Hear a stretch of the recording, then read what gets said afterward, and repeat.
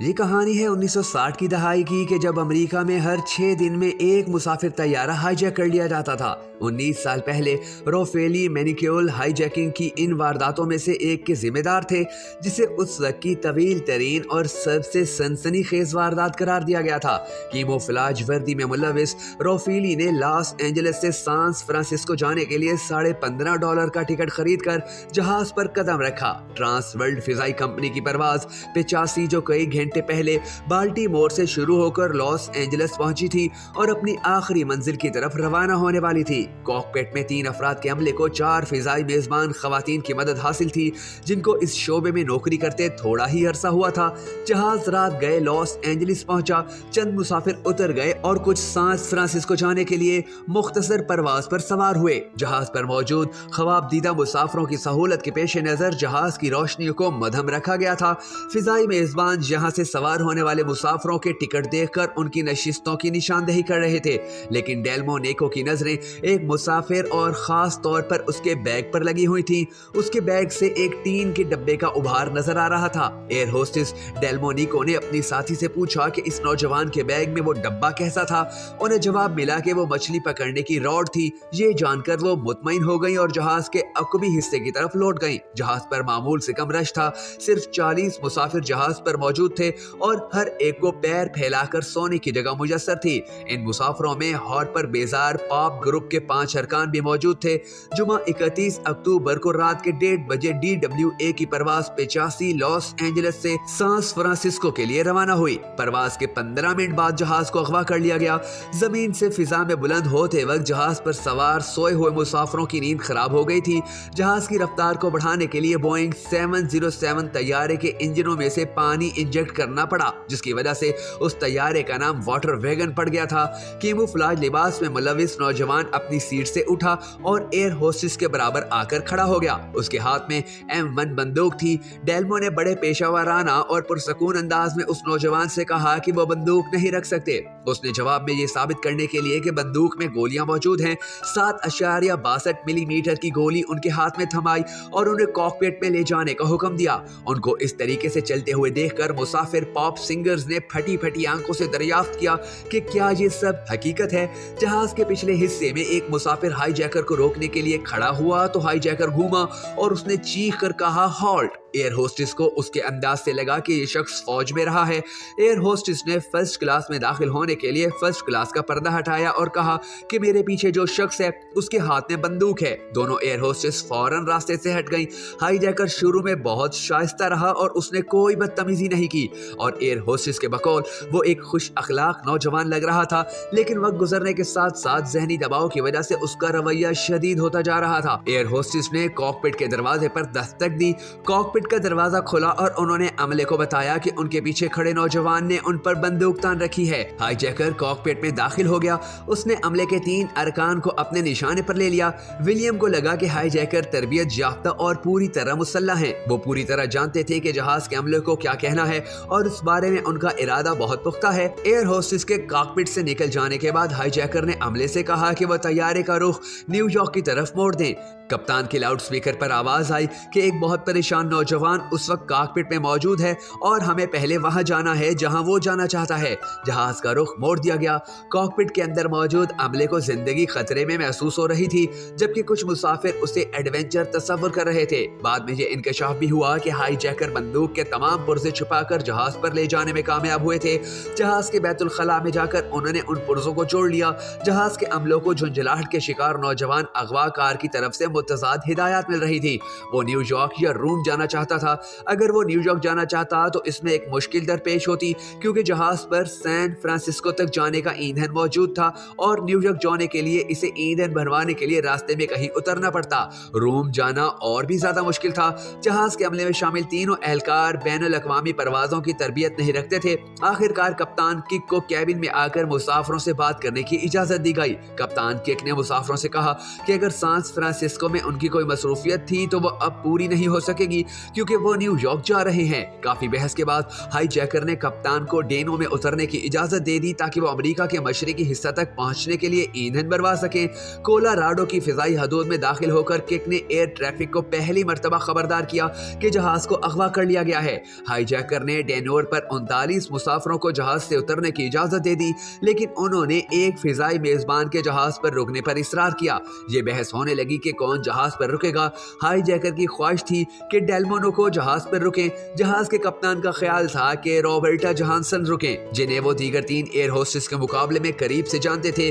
Cockpit से निकलने के कोलंबियन बाद उन्होंने कहा कि मैं जहाज के साथ जाऊंगी। दरअसल उनका बॉयफ्रेंड न्यूयॉर्क में रहता था और वो उनसे मिलने के लिए न्यूयॉर्क जाना चाहती थी। डेनोर से 3 घंटे तवील परवाज बहुत आराम से गुजर गई। हाईजैकर बंदूक एक तरफ रखे फर्स्ट क्लास में पैर फैलाकर आराम करते रहे। वो कैनियन विस्की और जिन पीते रहे। जहाज पर अब सिर्फ 5 लोग बचे थे। जहाज जॉन एफ कैनेडी एयरपोर्ट पर उतरा और उसे इमारत से दूर एक कोने में खड़ा कर दिया गया। हाईजैकर ने एक मर्तबा फिर अपना मुतालबा दोहराया कि कम से कम अफराद जहाज के करीब आए। FBI के एहलकार जहाज को यही रोकना चाहते थे और एक अंदरूनी परवाज को किसी दूसरे बर्रे आजम पर अगवा करके ले जाने की खतरनाक रिवायत कायम होना नहीं देना चाहते थे। हवाई अड्डे पर FBI के 100 एहलकार मौजूद थे। कुछ एयरपोर्ट के अमले के लिबास में थे ताकि मौका मिलने पर वो जहाज में दाखिल हो सकें। जहाज के लैंड होने के चंद मिनट बाद ही उसमें ईंधन भरना शुरू किया गया तो FBI के एहलकार खामोशी से जहाज की तरफ बढ़ने लगे। किक ने एक एजेंट से बात की जो चाहता था कि हाईजैकर कॉकपिट की खिड़की के करीब आकर बात करें। कप्तान ने FBI के एजेंटों को खबरदार किया कि वो जहाज से दूर रहे। जरा देर में गोली चलने की आवाज आई। कॉकपिट के बाहर हाईजैकर उसने बंदूक के ट्रैगर पर उंगली रख दी थी और गलती से चलने वाली गोली जहाज की छत में लगी, लेकिन जहाज के ईंधन की टंकी में नहीं लगी। अगर ये ऑक्सीजन टैंक में घुस जाती तो टैंक जोरदार धमाके से उड़ सकता था। उस सूरत में ना जहाज बाकी रहता और ना उसका अमला और ना ही हाईजैकर। जहाज के परवाज के बाद 20 मिनट बाद माहौल में कशीदगी कम हुई और किक अवाकार को ये बावर करवाने में कामयाब हो गए कि कैनेडी एयरपोर्ट पर जो कुछ हुआ उसके वो जिम्मेदार नहीं थे। कैनेडी एयरपोर्ट पर पेश आने वाली सूरत हाल की वजह से जहाज में ईंधन नहीं भरवाया जा सका था, लिहाजा जहाज के परवाज करने के 1 घंटे बाद ये अमेरिका के शुमाल मशरकी कोने में बेंगोमेर में उतरा, जहां उस पर जरूरत के मुताबिक ईंधन भरवाया गया ताकि ये बहरे ओकियानूस अबूर करके यूरोप पहुंच सके। जहाज से हाईजैकर ने देख लिया कि 2 अफराद एक करीबी इमारत से झांक रहे हैं। किक ने रेडियो पर कंट्रोल टावर से उन अफराद को फौरन हटाने का कहा। उन्होंने कहा कि हाईजैकर कह रहा है कि अगर उन अफराद को नहीं हटाया गया तो वो इमारत पर फायरिंग शुरू कर देगा। ये दोनों अफराद फौरी तौर पर गायब हो गए। जहाज ने जब बैनुल अक़वामी फिजाई हदूद की तरफ बढ़ना शुरू किया तो जहाज पर मौजूद लोगों में एतमाद बढ़ने लगा। अमले के अफराद हाईजैकर को मुतमईन रखने की कोशिश में थे, लेकिन अंदर से वो अपनी जिंदगियों के बारे में खौफ का शिकार थे।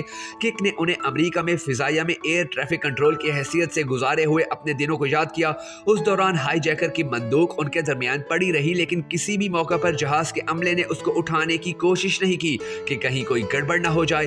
बेंगो से शेनन तक 4 घंटे की परवाज के दौरान उन्हें बहुत कम सोने का मौका मिला, जहां उस पर दोबारा ईंधन भरवाया गया। आयरलैंड में आधा घंटा ठहरने के बाद वो रूम के लिए रवाना हो गए। रूम पहुंचने के बाद हाईजैकर ने यह मुतालबा कर दिया कि जहाज को एयरपोर्ट की इमारत से दूर खड़ा किया जाए और वो गैर मुसल्लह पुलिस एहलकार से बात करेंगे। कैलिफोर्निया की फिजाओं से जहाज को अगवा करने के 18 घंटे बाद हाईजैकर रूम में मौजूद था। उस वक्त न्यूयॉर्क टाइम्स ने इसे तारीख की सबसे तवील और सनसनीखेज हाईजैकिंग करार दिया। हाईजैकर ने यह पेशकश भी की कि वो रूम में लैंड करने के बाद अमले को किसी होटल ले जाएं, लेकिन उनकी इस पेशकश को मंजूर नहीं किया गया। हाईजैकर ने किक से कहा उसने इन सब को बहुत परेशान किया है। कप्तान ने जवाब में कहा कोई बात नहीं, वो इन सब बातों को हमेशा पेशा वाराना अंदाज में तरबियत लेते हैं। एयरपोर्ट पर सुबह 5 बजे एक अल्फा रोमियो गाड़ी जहाज की तरफ बढ़ी। उस गाड़ी से पेट्रो गुल्ली जो डिप्टी कस्टम ऑफिशियल थे निकले और उन्होंने हाईजैकर से बात करने की रजाकाराना तौर पर अपने आप को पेश किया। वो हाथ बुलंद करके जहाज की सीढ़ियां चढ़ना शुरू हुए। हाईजैकर उनसे बात करने के लिए निकले। दोनों सीढ़ियों से नीचे उतरकर गाड़ी की तरफ बढ़ने लगे। हाईजैकर के हाथों में अभी भी बंदूक थी और जहाज पर मौजूद अमले ने सुख का सांस लिया। वो कई घंटों के बाद एक मर्तबा फिर आजाद थे, लेकिन वो उम्मीद कर रहे थे कि हाईजैकिंग का अगला मरहला भी खैर खैरियत से गुजर जाए। लॉस एंजल्स, डेनोर, न्यूयॉर्क, बेंगोर, शेनन और रोम के बाद हाईजैकर ने अपने नए मगवी से कहा कि वो उन्हें नेपल्स ले जाया जाए। हाईजैकर ने पेत्रो से कहा वो घर जाना चाहते हैं, लिहाजा गाड़ी तेज चलाएं। उनके निकलते ही पुलिस की 4 गाड़ियां उनका उनका पीछा करने लगी। हाईजैकर पिछली नशिस्त पर बैठकर अपने मगवी को रास्ता बताने लगे कि कहाँ जाना है। रोम से 6 मील दूर एक देही इलाके में पीछे आने वाली पुलिस की गाड़ियों को झांसा देकर अल्फा रोमियो तंग सड़कों से गुजरकर एक बंद गली में रुक गई।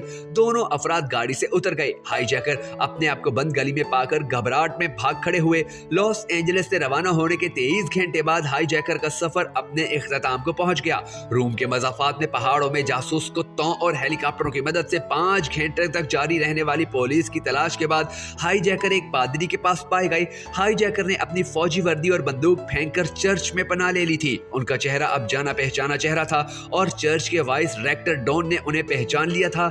चर्च के बाहर जब हाईजैकर को पुलिस ने घेर लिया तो उन्होंने हैरानगी का इजहार करते हुए कहा कि मेरे लोगों, आप मुझे क्यों गिरफ्तार करना चाहते हैं? रोम के एक पुलिस स्टेशन में चंद घंटे तफ्तीश के बाद उन्होंने उसी लहजे में नामा निगारों से बात की। उनके हाथों में हथकड़ियां नहीं थी। एक रिपोर्टर ने उनसे पूछा कि आपने तैयारा क्यों अगवा किया? उन्होंने जवाब में सवाल दोहराते हुए कि मैंने ये क्यों किया। एक और रिपोर्टर ने उनसे जब जहाज के बारे में पूछा तो उन्होंने कहा कि कौन सा जहाज? उन्होंने हैरानगी का इजहार करते हुए कहा कि आप किस जहाज की बात कर रहे हैं? लेकिन एक और इंटरव्यू में उन्होंने जहाज अगवा करने की वजह बताई।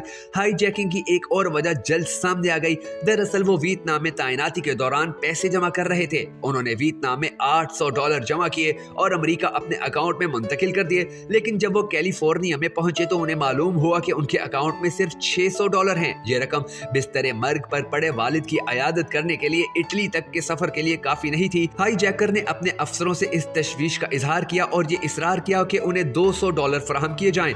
उनके अफसरों ने उनकी बात पर कान नहीं धरा और उनकी शिकायत को रद्द कर दिया।